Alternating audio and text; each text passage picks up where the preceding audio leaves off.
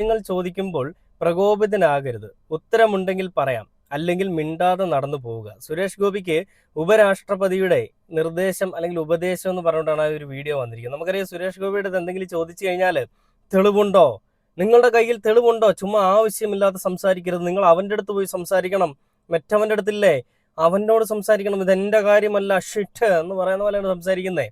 അതായത് ഉത്തരം മുട്ടുമ്പോൾ കൊഞ്ഞനം കുത്തുന്ന പരിപാടി ഉണ്ടല്ലോ, അതാണ് സുരേഷ് ഗോപി ചെയ്തുകൊണ്ടിരിക്കുന്നത്. അയാൾക്കൊന്നും പറയാനില്ല. ഇപ്പൊ ഈ ഇഡിയുടെ വിഷയം, കസ്റ്റംസിന്റെ പ്രശ്നമൊക്കെ അയാൾ പറഞ്ഞത് അറിയാതെ അയാളുടെ വായിൽ നിന്ന് വന്നാണ്. ഈ സ്വർണ്ണക്കൊള്ള എന്ന് പറഞ്ഞുകൊണ്ട് ഇടതുപക്ഷ സർക്കാരിനെ കുറ്റപ്പെടുത്താൻ വേണ്ടിയിട്ട് അയാൾ ചെയ്തൊരു പരിപാടി.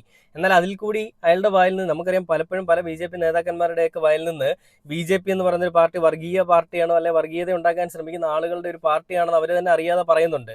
അവരുടെ അപബോധ മനസ്സിൽ അല്ലെങ്കിൽ ഉപബോധ മനസ്സിൽ ഉണ്ടാകുന്ന കാര്യങ്ങൾ അവർ പുറത്തേക്ക് ഹൈലൈറ്റ് ചെയ്യുന്നു, അത്രമാത്രം. അതിന് നമ്മൾ അങ്ങനെ കണ്ടാൽ മതി എന്ന് പറയുന്ന പോലെ തന്നെ സുരേഷ് ഗോപി അവിടെയും പറഞ്ഞൊരു സ്റ്റേറ്റ്മെന്റ് ഇത് തന്നെയാണ്.